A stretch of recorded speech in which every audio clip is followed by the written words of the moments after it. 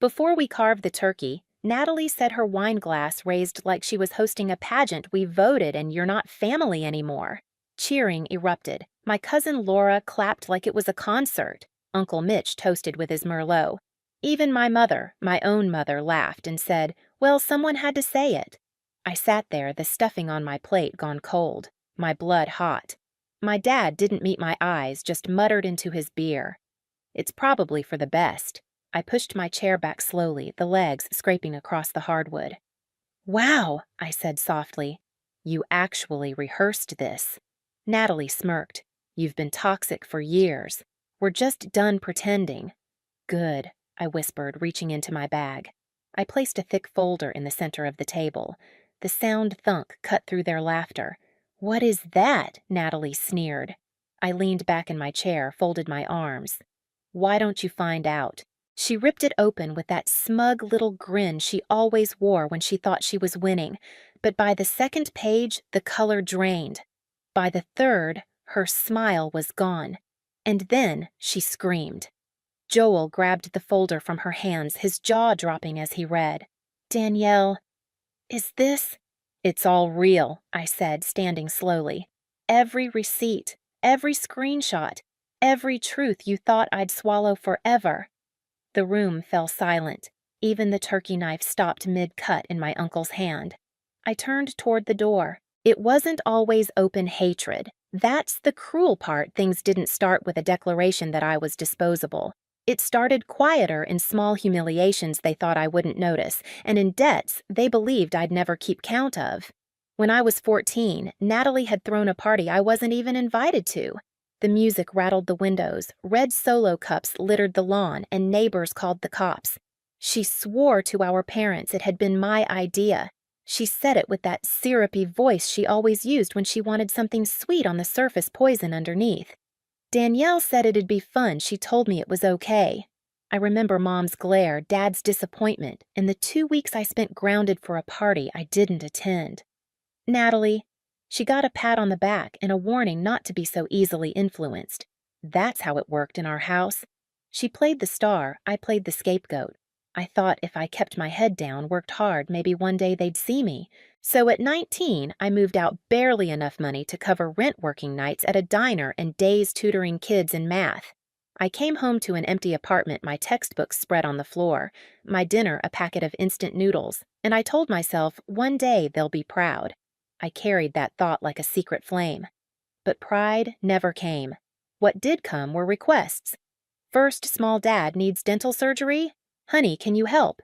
Then bigger your cousin's tuition didn't come through. Can you spot her just this once? I told myself it was family, that this was love in action. Every transfer I made was like buying my way into belonging. Over the years, I became their quiet solution.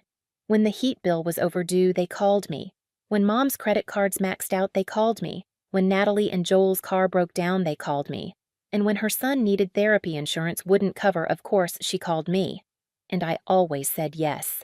Not because I didn't notice the pattern, but because saying no would make me the villain. And maybe I still clung to the idea that one day they'd call me for me, not my bank account. The jokes stung most. At family dinners, Uncle Mitch would grin and say, "Danielle's the family accountant." The table would laugh and I'd force a smile. Mom would hand me the cranberry sauce and mutter, "Well, it's easy for her. She has no kids, no real responsibilities." Dad would nod like it was true. And I'd sit there swallowing stuffing that tasted like sawdust, wondering how I could be both indispensable and invisible at the same time. I started keeping records not because I was planning anything, but because it helped me feel sane. Pages of dates amounts who asked what excuse they gave. I wanted proof that I wasn't imagining it, that my exhaustion had a shape. Over 5 years, the numbers told a story louder than words ever did. Nearly $78,000 drained from my accounts into theirs. $8,000 for Joel's rehab. $2,300 for Natalie's emergency dental work that turned out to be elective veneers. $500 for Dad's back surgery. $12,000 for Mom's credit card debt. $6,000 for Laura's college move-in costs. $500 for a family emergency that turned out to be a Cabo vacation, and those are just the ones I documented. That folder was more than paper, it was years of my life bled out quietly while they toasted Natalie as the golden child. The worst part wasn't even the money, it was the way they diminished me every time I handed it over. "Thanks, Danny," Natalie would chirp, "you're a lifesaver." But the look in her eyes wasn't gratitude, it was entitlement, like I'd simply fulfilled my duty.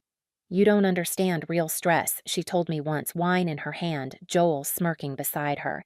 "You don't have a husband or kids or anyone relying on you." The irony almost made me choke. Everyone relied on me, but not one of them saw it as love. They saw it as inventory. Sometimes I caught myself staring at the cracked photo frame on my nightstand, the one from when we were little Dad's arm around both of us at the lake. The glass had broken years ago in a jagged line cutting across Natalie's smile. I never replaced it. That crack felt truer than the picture itself. Looking back, I realize I trained them to treat me this way. I said yes, every time, even when it hollowed me out. I laughed off the barbs, stayed quiet during the dismissals, carried their burdens until my back ached and my own dreams gathered dust. I told myself it was family, that family was worth the sacrifice. But family is supposed to hold you too, not just take until you vanish. So by the time Natalie stood up at Thanksgiving and announced I wasn't family anymore, it wasn't the betrayal that shocked me. It was the honesty. For once, they weren't pretending, and in a twisted way, I was relieved. The shift didn't arrive with thunder. It arrived like a click you hear only because the house is finally quiet. I was washing a mug in the sink, steam fogging the window dog collar, chiming in the next room, when my phone buzzed with a bubble of cheerful punctuation that already felt rehearsed. "Natalie. Hey, sis, quick favor. Natalie, Joel, and I are opening a wellness cafe. Need a co-signer for the loan, just for a few months. You're the responsible one. 3. I stared at the hearts until they looked like smudges. I could smell the dish soap, that fake citrus that always promises clean and never delivers it. My thumb hovered over the keyboard long enough for hot water to bite my knuckles. No. I didn't add a paragraph to soften it. No emoji. Just the smallest word I've ever had to lift. For a beat, nothing. Then the shape of my life shifted an inch. The silence spread first, thin, polite. Mom forgot our Tuesday check-ins. Dad sent answers that could fit on a postage stamp. Natalie posted an Instagram story with pale sunlight and a mug on a book, and the caption, "Protect your peace, cut out toxic energy." I watched the little circle glow pink, and for once, I didn't tap. I set the phone face down and listened to my apartment breathe radiator, ticking the refrigerator, whispering like a conspirator, my own heart meeting the moment like a metronome. That night, I pulled out the shoebox where I kept my records. It wasn't a shrine to bitterness. It was the opposite order against chaos. Bank transfers, emails, screenshots. I spread them across the table the way some people spread tarot cards, looking for the pattern that had been reading me for years. The numbers blinked back like streetlights. $8,000 rehab, $2,300 veneers disguised as emergency, $12,000 credit card fire I was supposed to be grateful to carry water to, $4,500 family emergency that turned out to be Cabo seen through Laura's geotag. I traced ink with the side of my hand and felt the fine powder of old toner.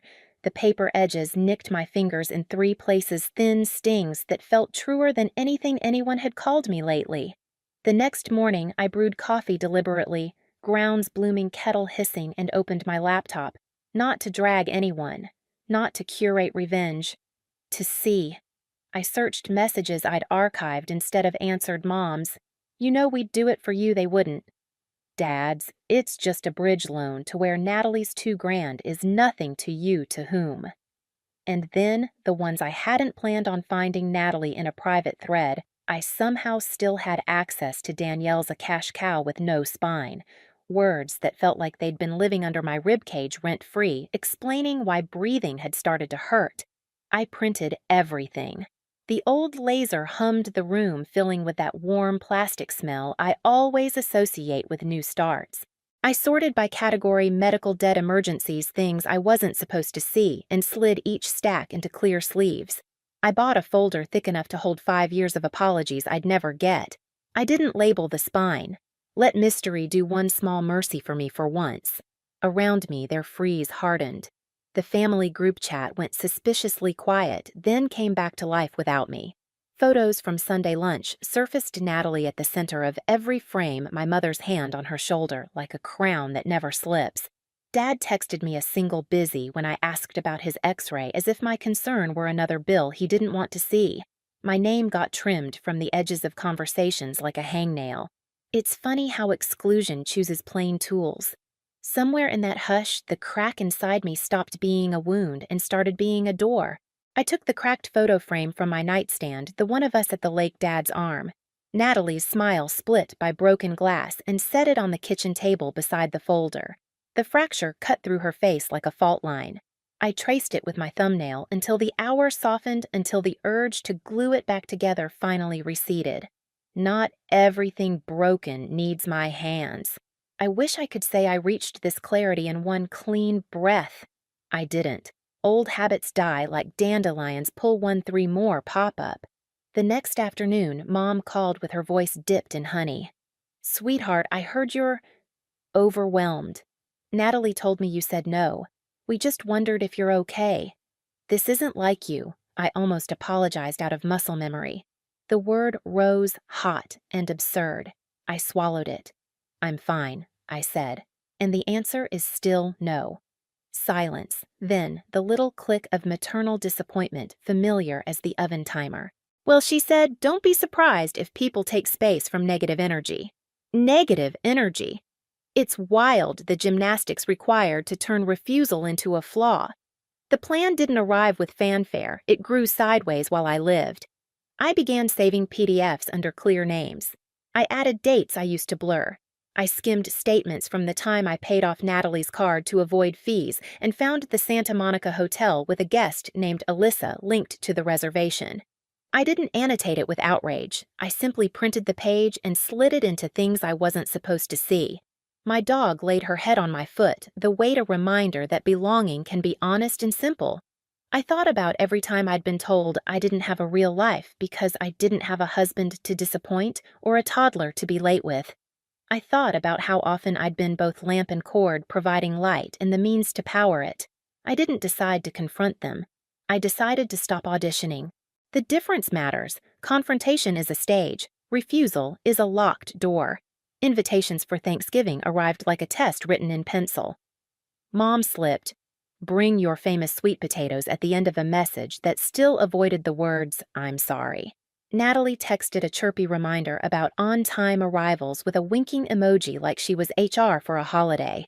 I could feel the ambush under the tablecloth of it all. My seat pre-assigned my lines already written.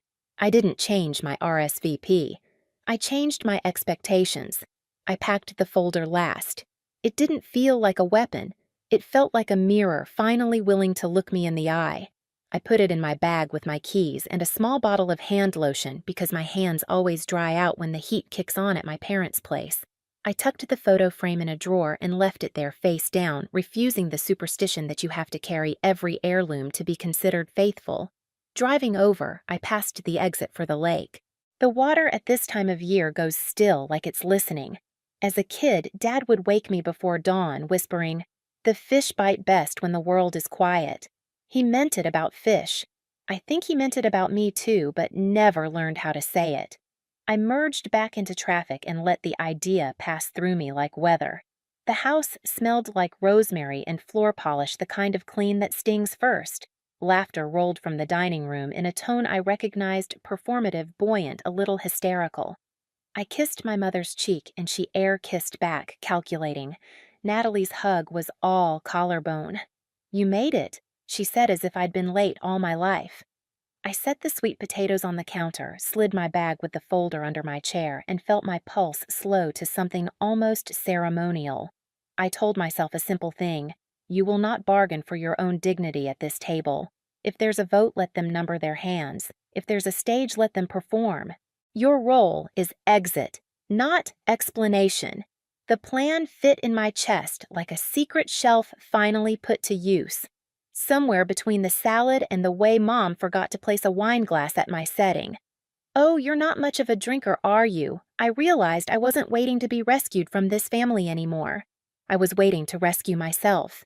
The difference tasted like the first sip of water after a long run, startling clean pure. When Natalie stood to speak when her voice gathered the room the way it always does, I rested my hand on the folder just to feel its weight. Not to brace for impact, to confirm I wasn't empty-handed anymore. I had proof of a history they kept rewriting.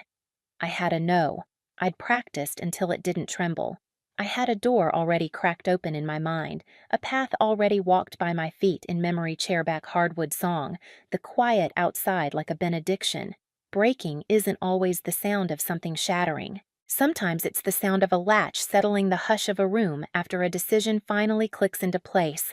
Sitting at that table napkin folded once across my lap, I felt the click, and I understood they'd mistake it for coldness, because they've never known warmth that didn't cost someone. I didn't plan to win. I planned to leave whole. Silence is a funny thing. Most people think it means nothing is happening. In my world, silence meant everything was happening, just not where they could see it. After Thanksgiving, while they laughed at their own cruelty, I spent my evenings drafting something stronger than comebacks, a new life without them. The first step was paperwork. Dry, boring paperwork. The kind no one in my family ever bothered to learn because they always had me to figure it out. I logged into the attorney's portal and revoked every signature I'd ever given them power of attorney emergency contacts medical proxies. Little lines of legal text that had chained me to their chaos for years. As the forms loaded, the blue cursor blinked at me like it was daring me to finally do it. I typed my name, steady deliberate, the way you hold a match to kindling and watch flame take. Click, submit. Just like that, they lost access to me in every way that mattered. Next, I called the bank. I asked them to freeze any joint account still carrying my name, even the dusty old savings account Mom insisted we keep for family emergencies. Emergencies always meant someone else's vacation, someone else's lie. The customer service rep confirmed closure, and I exhaled so deeply I startled my dog awake. She looked at me with that tilted head. Only dogs have the one that says you finally did the right thing, didn't you? At night when the world was quiet, I spread the folder's pages across my bed. I wasn't looking for revenge material. I was looking for clarity. Each bank transfer was a breadcrumb, each screenshot a shard of a mirror I'd refused to look into. The picture assembled itself. I had been the silent infrastructure of this family. Not celebrated, not cherished, just used. They built their lives on my invisible scaffolding, then had the audacity to call me toxic the one time I refused. I sorted everything into sections with labels in black ink: medical, $1, $500 for Dad's surgery, $8,000 for Joel's rehab. Debt, $12,000 to Mom's credit card's interest, already gnawing at the edges. Emergencies, $4,500 for Cabo, $2,300 veneers disguised as urgent dental. Mockery. Screenshots of texts where Natalie called me a cash cow with no spine. I slid each pile into sheet protectors, the plastic whispering as I sealed them. It wasn't anger I felt. It was relief, like I had finally placed weights on a scale that had been tipping against me since childhood. And then I added the Santa Monica receipt. Joel's credit card, 3 nights, a guest named Alyssa. I tucked it in under things they never expected me to see. I didn't gloat. I didn't even smile. I just whispered, not my burden anymore. It wasn't just money I reclaimed. I changed my emergency contacts at work, deleting my parents' numbers and replacing them with my best friend from college.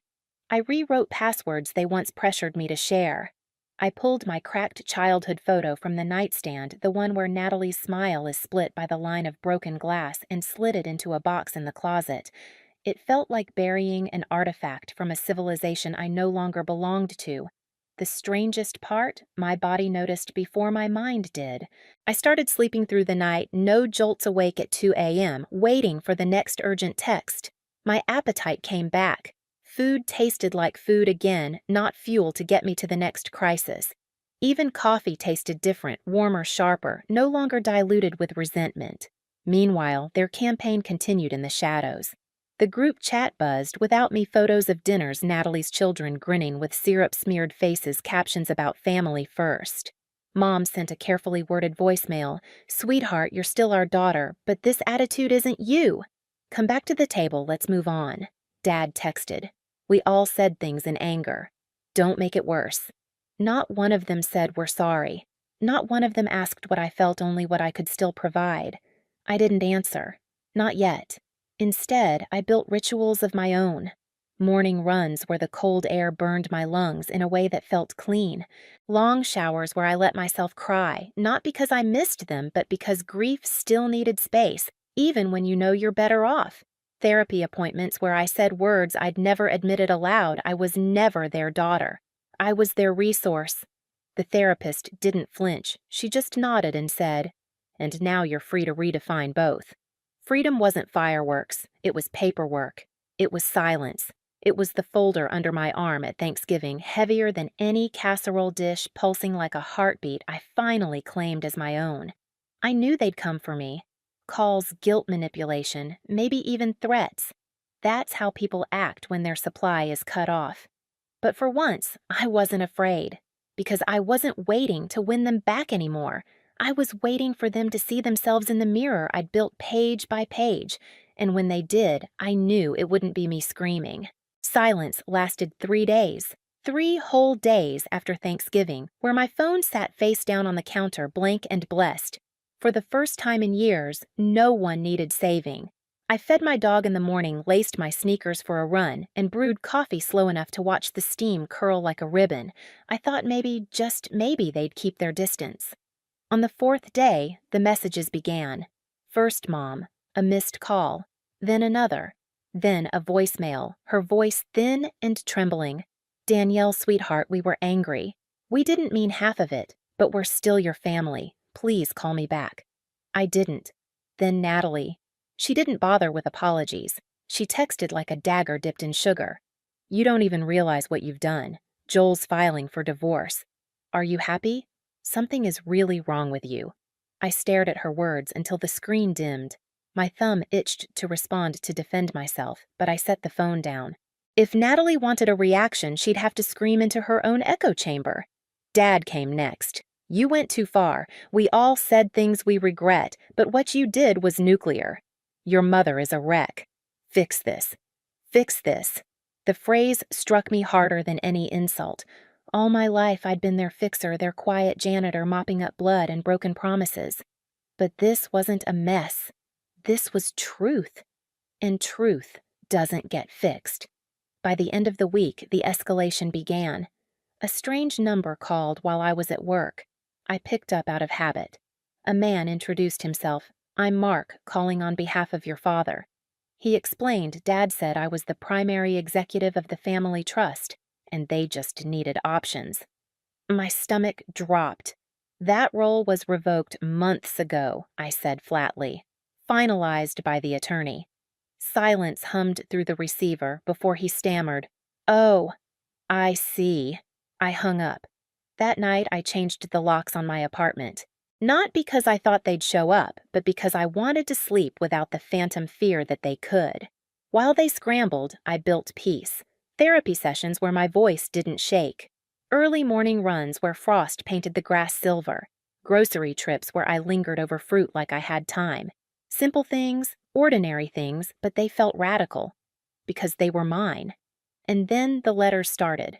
The first envelope came in January, my mother's handwriting curling across it like she dipped the pen in guilt. 3 pages long. Page 1 was regret. "We said things in anger. You've always been the strong one." Page 2 shifted to guilt. "Your father's health isn't good. Natalie's alone now. Poor Ellie keeps asking for her aunt." And page 3, the real ask: "We're selling the house, but we're underwater on the mortgage. Just a little help to get through this, and we'll never ask again." I sat at my kitchen table letter, trembling in my hands, and let myself feel every pull, the duty, the ache, the reflex to fix. Then I folded the pages, slid them back into the envelope, and dropped it straight into the trash. Because it wasn't about Ellie. It wasn't about health. It wasn't even about the house. It was about access. Always access. Meanwhile, unexpected voices slipped through the cracks. Cousin Laura, yes, the same one who clapped when they voted me out, sent a text: "I didn't know you paid for my tuition. I'm sorry." I followed the crowd. "You were always the one who actually helped." I read it twice, didn't answer. But part of me filed it away under maybe she gets it now. Joel, of all people, emailed me. I filed the divorce papers. Everything in that folder checked out. She lied, cheated, manipulated. Not just you, me too. You did the right thing. I should have left sooner. I wasn't expecting that. It didn't make me happy, just strangely validated, like my folder had detonated more than one facade. But my parents, Natalie, they doubled down. By February, another envelope arrived, handwritten again. My mother's voice this time sharper. "We are still your blood. Enough is enough. Help us." I held the letter over the trash bin and thought about the cracked photo frame tucked in my closet, the glass slicing Natalie's smile in two. I thought about Dad at the lake when I was 10, whispering, "The fish bite best when the world is quiet." And I realized I'd finally found the quiet he promised. They were still shouting, but I didn't have to answer. For the first time, the power struggle wasn't a struggle at all, because I wasn't playing. They didn't knock so much as announce themselves 3 sharp raps that echoed down my apartment hallway like a gavel. Rain hissed against the stairwell window. The whole building smelled like wet wool and lemon cleaner. I checked the peephole and saw my mother's coat first, that camel color she wears when she wants to look reasonable. Dad stood behind her, stiff as a coat rack. No, Natalie. For a second, a childish hope sprinted through me. Maybe they were here to say we're sorry. Hope is a muscle memory. It fires even after you swear you've stopped using it. I opened the door only as far as the chain would allow. "Lobby," I said. 5 minutes. I closed. It slipped on shoes and met them under the humming fluorescent light that made everyone look a little honest and a little sick. Mom held a manila envelope like it might sprout teeth. "We came to talk," she said, voice smoothed to a salon finish. "Face to face like family." "We tried that," I said. Remember, Dad stared at the floor tiles. His voice, when it came, sounded like he'd borrowed it from a stranger. "Your mother's had a hard time. You know how she is." I thought about answering with every little how I knew. How her love dissolved under heat. How she sharpened guilt into needles and called it embroidery. But I let the thought pass through me like a draft. "What do you want?" Mom flinched as if the directness had weight. She extended the envelope. "We're selling the house. The bank is uncooperative. We need a bridge." She swallowed. "Not a gift, a loan. Will—" She edited herself mid-sentence like she always did when truth threatened to leak. "We'll try." Try. Such a generous word for people who never had to. "I read your letters," I said. All 3 pages. Twice. I tapped the envelope. "Did you bring an apology or just a request, Danielle?" she said, soft and wounded. "We're still your family." The fluorescent light flickered a tired eyelid. Rain stitched itself louder against the glass. I heard my heartbeat the way you hear an upstairs neighbor's music annoying until you realize it's you living your own life too loudly for the first time. "I'm not your emergency plan," I said. Something cracked. Not glass, not bone. Just the fiction we'd all agreed to live in. Dad looked up, then eyes shiny like he'd been staring into wind. "It's complicated," he said. "No," I answered, and the word felt clean in my mouth. "It's very simple. You voted.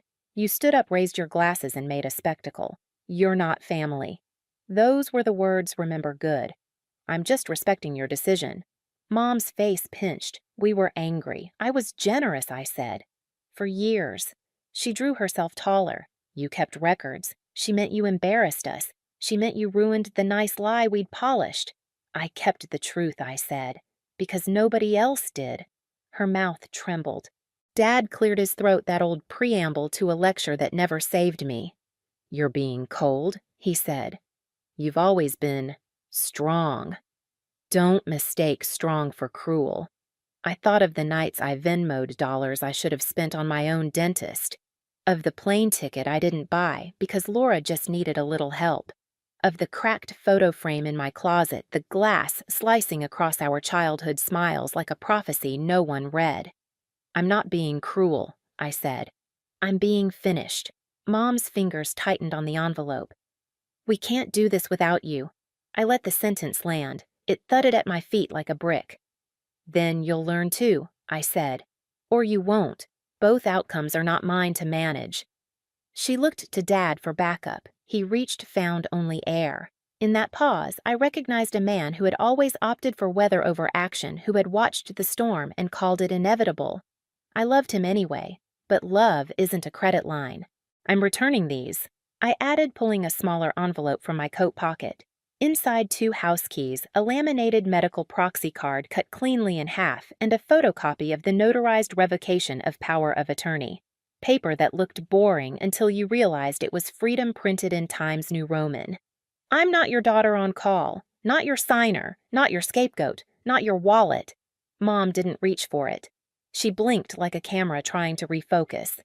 Natalie's struggling, she whispered as if that name still had gravity in my galaxy. Joel filed. The children, I am not the consequence fairy, I said. I don't show up when bad behavior matures into outcomes. From outside, a siren Dopplered past and the lobby light steadied. Somewhere above us, a neighbor laughed. Life went on indifferent and whole. Please, Mom said, a last card revealed. Do it for your father. Do it for the family. There, it was the linchpin of our house. Do it for the story about us. I stepped back, felt the cool metal of the security door against my spine. Family isn't the people who vote on your worth, I said. Family is the people who don't make you pay tolls to cross back over a bridge they burned. She exhaled a sound that was almost a sob. Dad's shoulders collapsed an inch like a tent giving up its shape. I opened the security door and held it, a gesture that felt ceremonial. I'm leaving now, I said. You can keep the big envelope. I won't be reading it. I set my small envelope on the ledge in case they wanted the artifacts of my former role. And if you come here again, I won't answer the door. Mom's face hardened the way clay does when you stop adding water. After everything we did for you, I nearly laughed. The lobby light hummed, patient. You raised me, I said.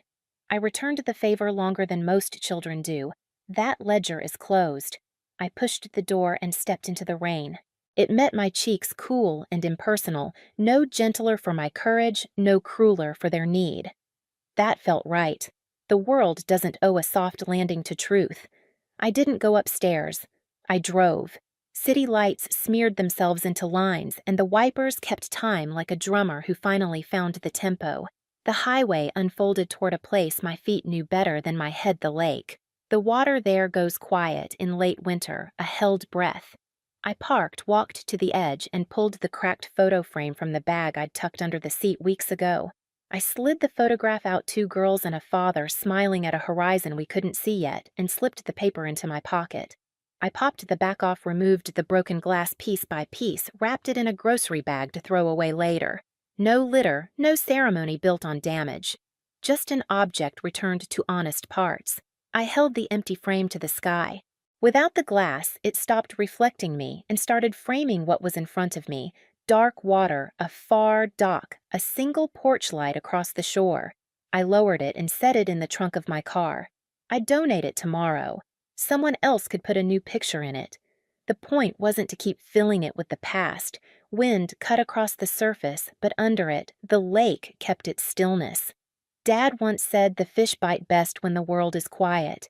I closed my eyes and let the sentence drift. He had been half right. The truth bites best when you are. My phone buzzed in my pocket. A new message from an unknown number. We're still family. No name. No apology. Just the same old hook without the rest of the song. I stared at the words until they lost meaning and became shapes. Then I powered the phone down. On the drive home, the car felt different, not lighter exactly, but truer to its own weight. In the rear view, the city stacked itself back into buildings I didn't owe streets I could take or leave. I reached the lobby and found the manila envelope gone from the ledge. Fine. Let them hold onto paper like it might turn into a rope. In my apartment, the air was warm and honest. My dog thumped her tail once as if to register the weather inside me had changed. I made tea and stood by the window, rain stippling the glass. In the pain, my reflection didn't look triumphant. It looked rested. In the end, the confrontation wasn't fireworks. It was a frame without glass finally letting the present come through. It was a sentence finished without shouting. It was an echo that didn't require a response. They had voted. So had I. January slipped into February, and for the first time in my life, I noticed how long mornings could be when nobody was tugging at your sleeve. I woke before my alarm ran in the frost-bitten air until my breath made ghosts. I brewed coffee slow, listening to the hiss of the kettle, savoring the fact that no text would interrupt to remind me of someone else's emergency. Peace, I discovered, doesn't roar. It hums. It's the sound of your own keys jingling on your own ring. It's locking the door behind you and knowing no one else has a copy. I found myself doing things I'd put off for years. Dentist appointments, checkups, therapy that wasn't about how to save everyone else, but how to finally sit with myself.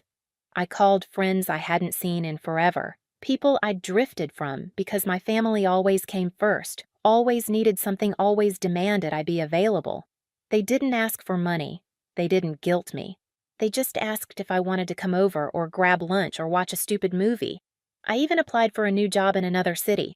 Not because I was running, but because I could. A bigger place, a clean slate. I started volunteering at an animal shelter on weekends, not out of obligation, but out of choice. That word, choice, still feels like a miracle on my tongue. The strangest part, I wasn't lonely. They had spent years warning me that silence would destroy me, that without them, I'd have no one, that independence was just a fancy word for emptiness. But silence became my sanctuary. I could finally hear my own thoughts without their static. And what I heard wasn't bitterness. It was relief. Of course they tried to claw back. Letters, unknown numbers, messages disguised as olive branches that always carried a hidden ask. We're still family. Ellie misses you. We can't do this without you.